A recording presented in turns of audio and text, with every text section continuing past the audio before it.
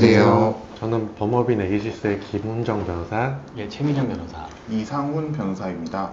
예, 오늘은 사기 피해를 당했을 때 그 피해자분들의 입장에서 어떻게 대처해야 될지 이 대처법에서 좀 소개를 해드리는 시간을 가질 텐데요. 우리가 사기라고 하면은 보통 발생하는 유형이 그 돈을 빌려줬는데 갚지를 않는다든가, 투자 권유를 받아서 투자를 했는데 투자금 회수가 안 되고 약속했던 수익금이 지불이 안 된다든가, 이런 경우도 생각해 볼 수 있을 것 같아요. 피해자 입장에서 내가 사기를 당한 것 같다 이런 생각이 들 때 일단 어떤 조치를 취하는 게 좋을까요? 돈을 빌려줬다든지 돈을 투자했다든지 그 당시에 과연 이 사람이 약속했던 시간 내에 돈을 돌려줄 수 있는지 여부, 그리고 수익을 쉐어해 줄 수 있는지 여부, 이게 굉장히 중요한 부분이라고 생각합니다. 사기죄 같은 경우에는 이제 돈이 오갔을 때, 계약서를 체결했을 때 당시의 상황을 기준으로 이제 판단을 하고 있거든요. 사실관계를 정확하게 확인을 하셔야 되고, 관련된 녹취록이나 대화 문자 이런 것들을 확보하는 노력이 가장 먼저 사기죄가 되는지 여부를 판단할 수 있는 부분이 될 수 있을 것 같고, 대여 같은 경우에는 사실상 용도 사기도 가능할 수 있거든요. 내가 병원비가 급해서 한 달만 쓰겠다, 두 달만 좀 쓰겠다, 돈을 빌려달라 했는데 사실상 확인을 해보면 병원비가 아니라 다른 목적으로 사용하는 경우도 종종 있거든요. 그런 경우에는 추단할 수 있는 증거로서 그 이후에 돈 어디다 썼냐 이렇게 물어봤을 때 나 사실은 다른 데 썼다, 이런 증거들이 확보가 되면 용도 사기로 고소를 해볼 수 있을 것 같고, 약속했던 시간 내에 변제할 조사 능력이 있었는지를 판단함에 있어서 그 사람의 당시 상대방의 어떤 경제적 자력 이런 부분도 같이 고민을 해봐야 되는 문제인 것 같습니다. 많은 분들이 이제 사기 피해를 당한 이런 상황에서 이제 법적인 절차를 이제 진행하려고 할 때 형사 고소를 하는 것이 맞는지 아니면 민사상 소송을 하는 것이 맞는지, 여기에 대해서 좀 궁금해 하시거나 좀 헷갈려 하시는 분들이 많거든요. 그래서 이 두 개의 좀 차이점을 좀 간단하게 좀 설명을 해 주실 수 있으실까요? 형사사건 자체는 그 사람이 이제 어떤 기망행위를 해서 재산을 편취했다라고 하면은 그거에 대해서 이제 형사처벌하는 절차인 거고요. 민사 단계에서는 이제 그 사람으로 인해서 실질적으로 경제적으로 입은 피해를 배상받는 절차를 말하는 거예요. 예. 그래서 그렇게 일단은 구별해서 생각하셔야 될 것 같습니다. 그 형사 고소와 민사 소송의 어떤 장점과 단점이 있다면은 그 차이를 조금 설명해 주실 수 있으실까요? 그래서 어떤 것부터 진행을 해야 되냐라고 보통 많이들 물어보시는데, 기본적으로 형사사건부터 시작을 하셔야 된다라고 말씀을 드려요. 그 이유는 민사사건의 경우에는 증거 수집을 통해서 주장과 입증을 저희가 오로지 해야 되는 절차이기 때문에 그 사람이 사기인지 아닌지는 사실은 그 사람이 우리가 지급한 돈을 가지고 어떻게 행동을 했는지, 이런 부분들이 이제 사기죄 성립 여부에 있어서 굉장히 중요한데, 그 부분을 강제로 확인할 수 있는 수단이 사실 별로 없거든요. 그렇기 때문에 이런 정황적인 근거들을 토대로 형사사건으로 고소를 하면은 수사기관에서는 그 부분에 대해서 이제 사실 확인 여부를 할 수 있는 강제 수사권이 있어서 사건의 전말을 좀 더 수월하게 파악할 수 있기 때문에 일단은 형사사건부터 진행을 하셔서 수사를 통해서 그 진상을 확인하는 절차가 일단은 가장 우선돼야 된다라고 보거든요. 또 이제 형사사건을 진행했을 때 유리한 점은 이제 사기 혐의가 인정될 가능성이 높다라고 생각이 되면은 상대방 입장에서는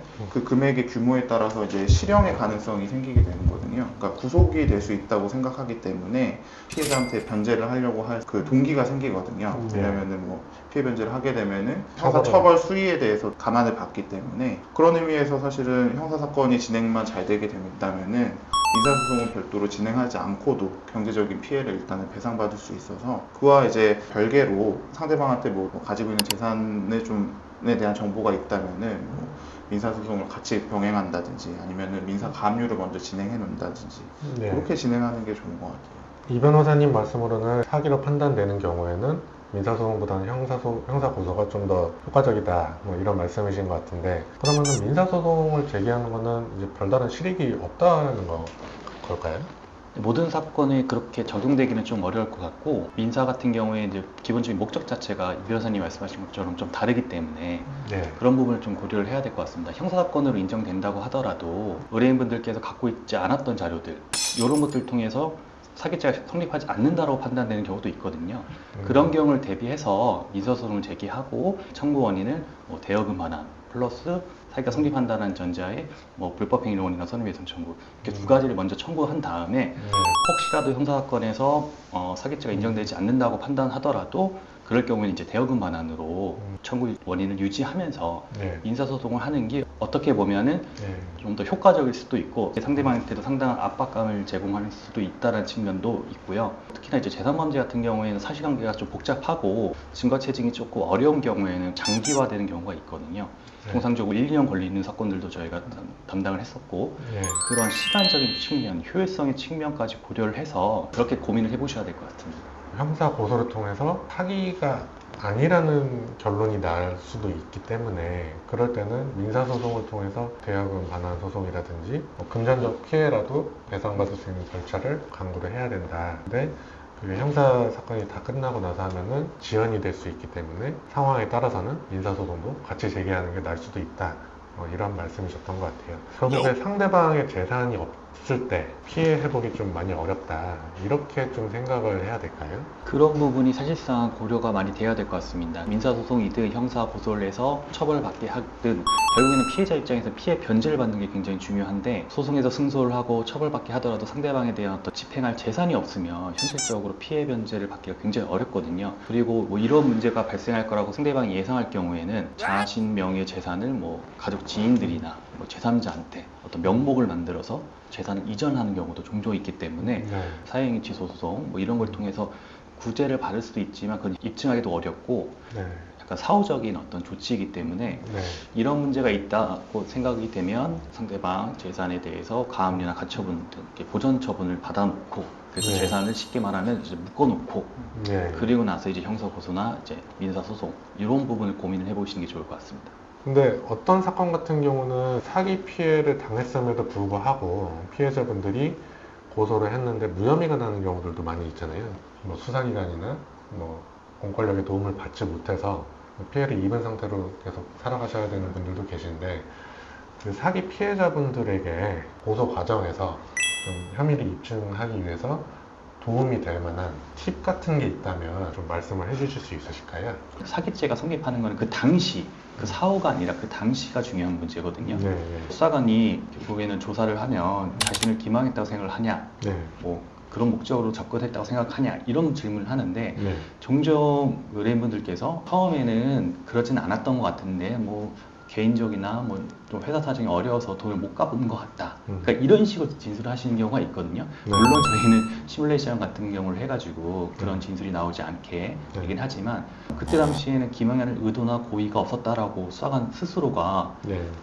피해자의 진술을 통해서 확인할 수 있는 부분이기 때문에 네. 그런 진술을 하시면 안 될 것 같고 처음부터 의도적으로 나한테 기망할 목적이 있었다 이런 부분을 적극적으로 진술하시는 게 좋을 것 같습니다. 네, 말씀하신 것처럼 피해자분들이 흔히 하는 실수가 이제 처음에 돈을 빌려줬을 때부터 그 사람이 나한테 돈을 안 갚을 의도가 있어야 사기죄가 되는 건데 그렇게 얘기를 하지 않고 처음에는 이 사람이 갚을 생각이었던 것 같은데 나중에 뭐 돈이 없어지니 못 갚은 것 같아요 라고 얘기하시는 경우가 생각보다 많다. 그렇게 진술을 하시는 거는 단순히 민사상의 어떤 채무불이행의 문제가 될 수가 있어서 수사기관에서는 이거는 사기로 평가하지 않을 수 있는 어떤 빌미를 주는 거거든요.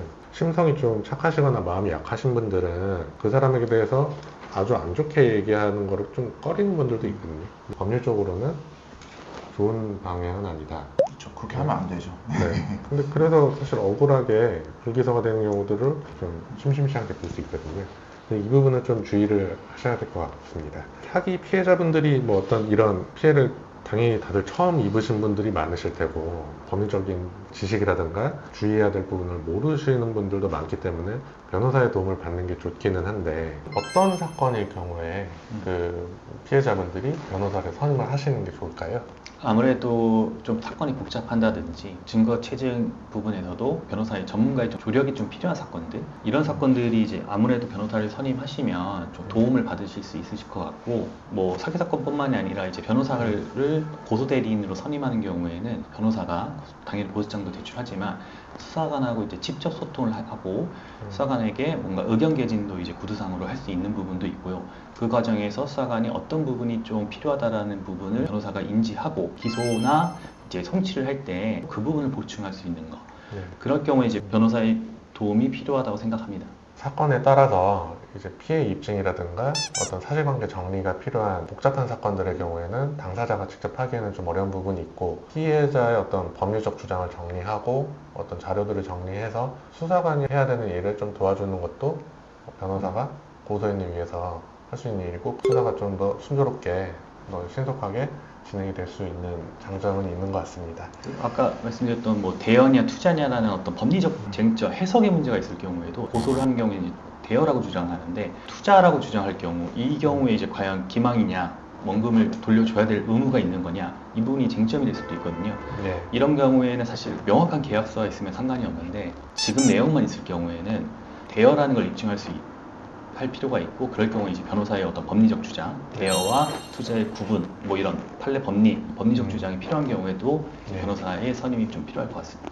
오늘은 이제 사기 사건 피해에 대해서 고소인 분들이 해야 되는 어떤 대응 방향이나 어떤 주의해야 될 점에 대해서 말씀을 드려봤는데요. 형사소송을 선택하거나 민사소송을 선택하거나 이런 부분도 좀 얘기를 나눠봤고, 사기 사건에 대해서 어떻게 대처해야 될지 전략을 잘 짜고 논리적으로 진술을 하고, 이런 과정이 좀 중요하거든요. 그런 것들에 대해서 제3자의 조언을 받는 것도 중요하고, 법률 전문가에게 조언을 구한 다음에 진행을 하시는 게 좋은 방법이 아닐까 싶습니다. 네, 오늘 여기까지 영상을 마무리하도록 하겠습니다. 네, 감사합니다. 감사합니다.